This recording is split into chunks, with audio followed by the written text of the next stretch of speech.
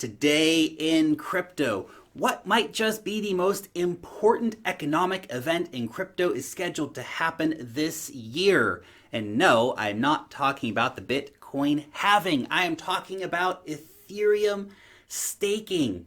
Ethereum staking will be a massive catalyst that not enough people are talking about at this point, so that's why we're talking about it today. Because I believe that Ethereum moving towards proof of stake is shaping up to be a perfect storm-like scenario that will send the price of Ether skyrocketing, and right along with it, the entire crypto economy. And when you combine this with the Bitcoin halving, it's like one massive powder keg that is just set to blast the entire crypto market to insane new highs. Cool. The Crypto Lark. This is where you subscribe for all of the hottest and all of the latest happening out there in the wild, wild land of crypto. Also, for those of you who want to learn how to trade cryptocurrency, you need to check out my course, Crypto Trading Explained. It will walk you through all of the basics that you need to get started as a beginner. We're talking key patterns, essential indicators, risk management strategies, effectively setting a stop loss, and so much more. There is a link in the description where you can learn more. Also, I want to thank Adam Cochran over on Twitter for a lot of the data that was provided for this video. Some really awesome stuff, so go check him out over on Twitter. So let's get into it. At the very core of economics is supply and demand. And Ethereum is about to be hit with a perfect storm of surging demand and falling supply, which will result in supermoon fun times for the crypto markets. So let's start this conversation off with talking about the demand side of things.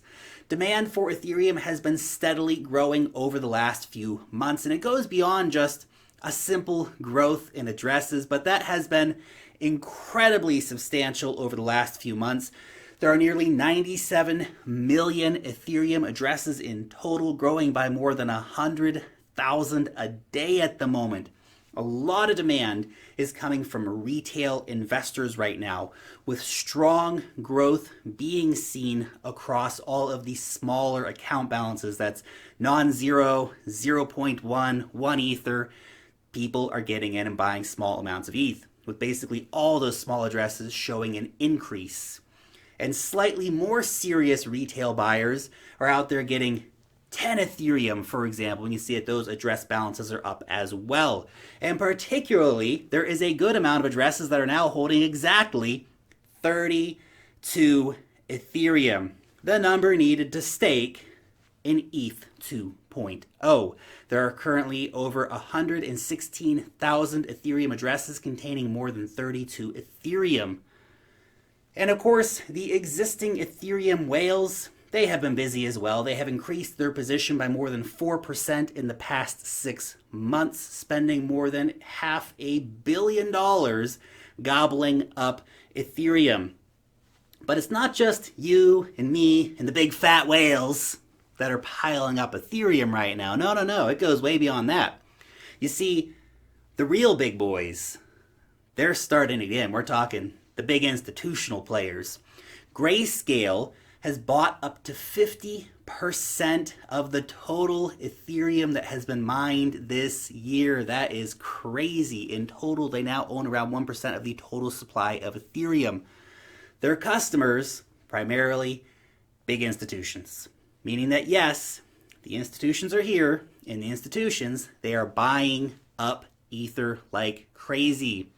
But Grayscale is a paper product, so they're getting exposure via those methods. And while Grayscale is a good indicator of institutional interest in Ethereum, the real fascinating story is that wallets of major companies like JP Morgan, Reddit, IBM, Microsoft, Amazon, Walmart, we are seeing balance increases in all of those companies over the last 6 months.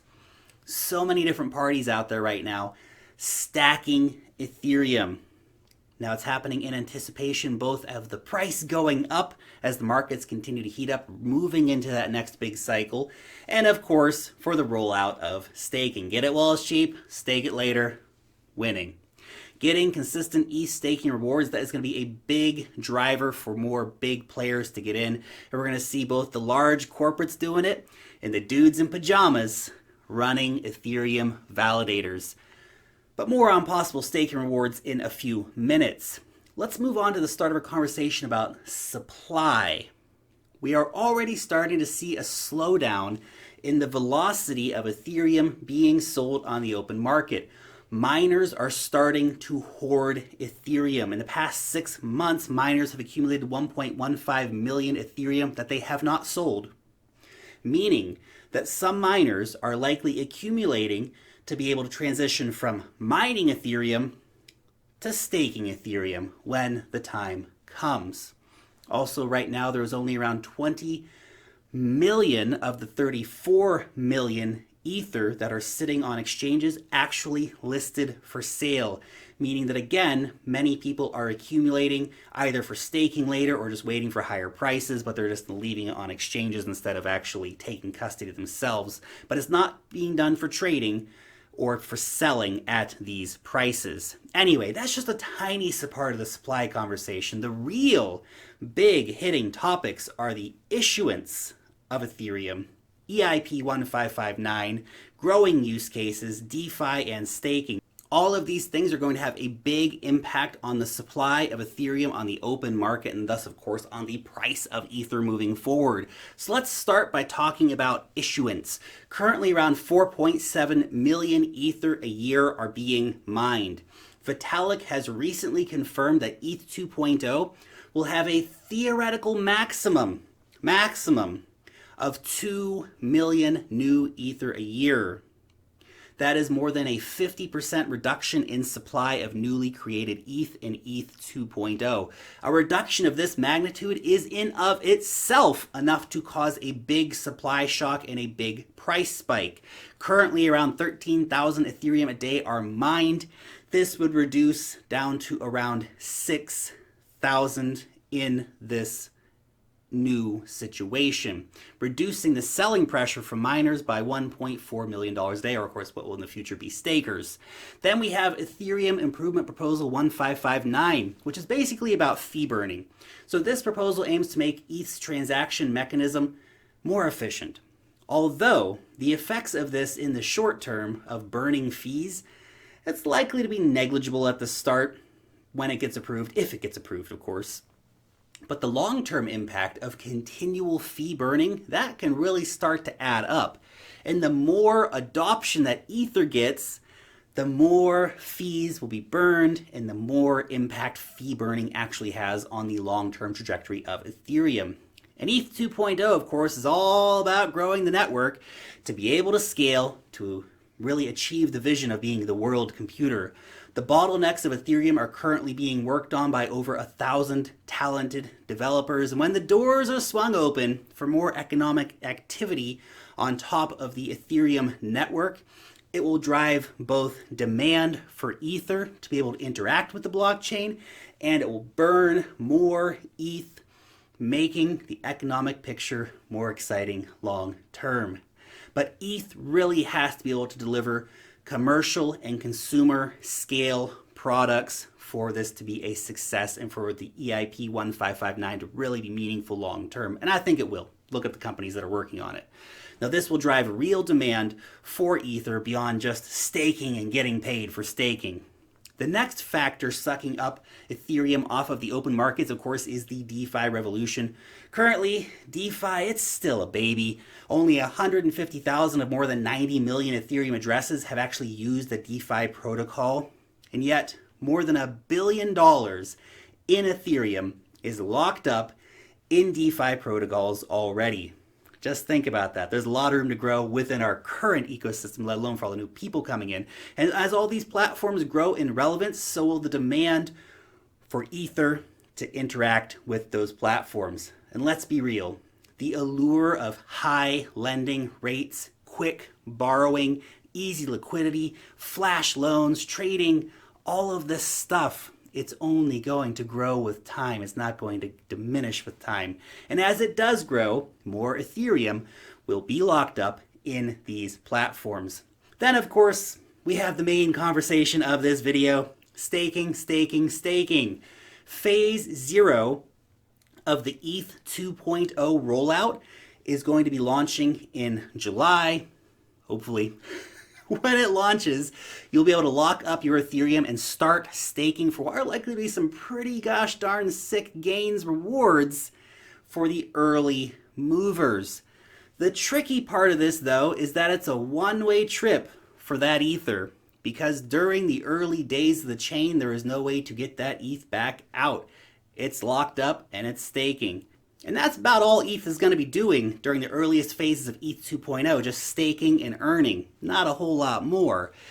But this will mean that just the move to staking will result in an almost overnight supply shock for Ether of potentially very large magnitudes.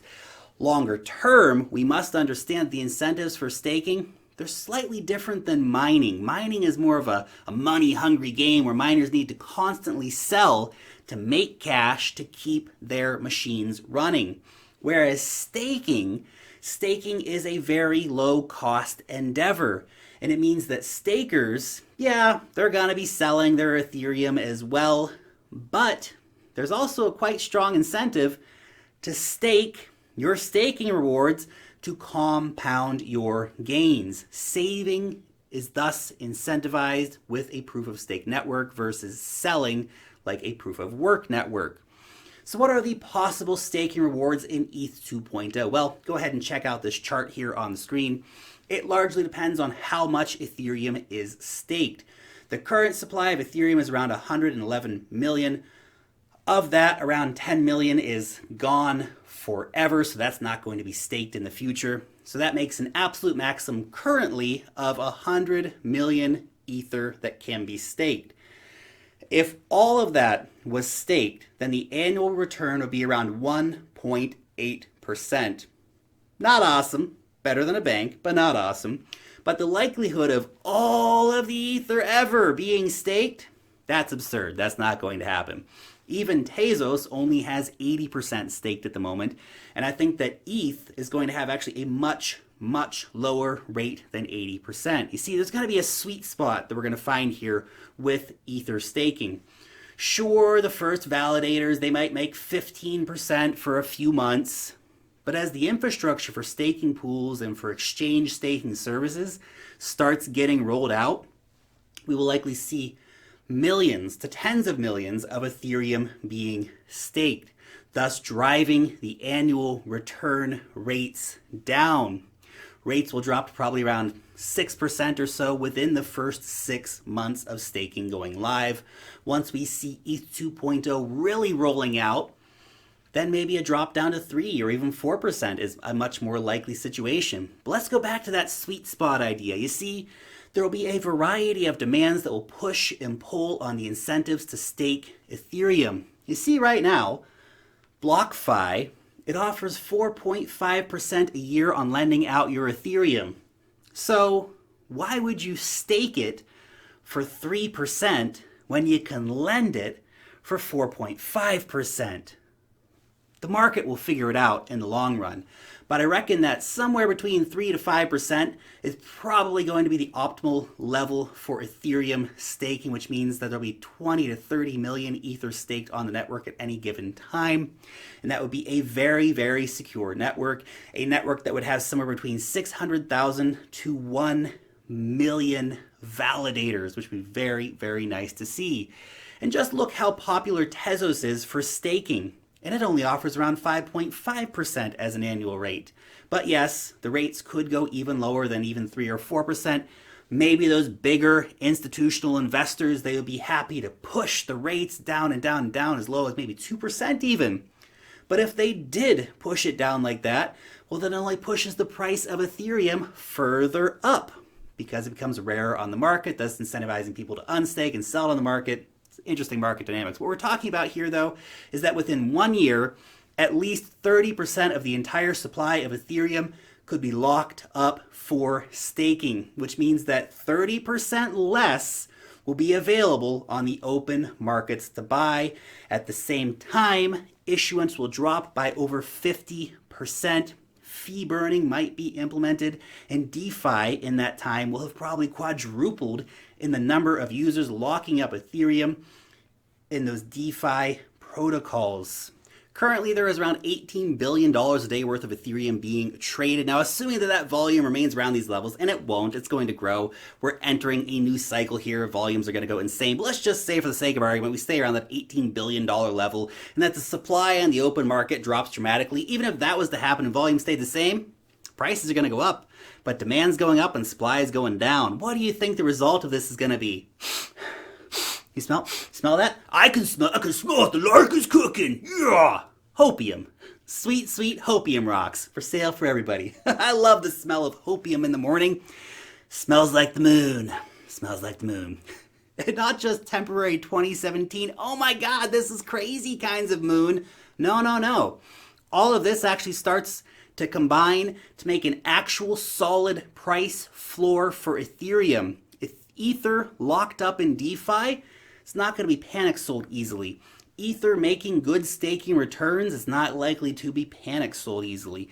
Much lower issuance of Ethereum means that there is less ETH being dumped by miners, and that the stakers are probably going to be hodling it anyway because they're incentivized to save and to stake more.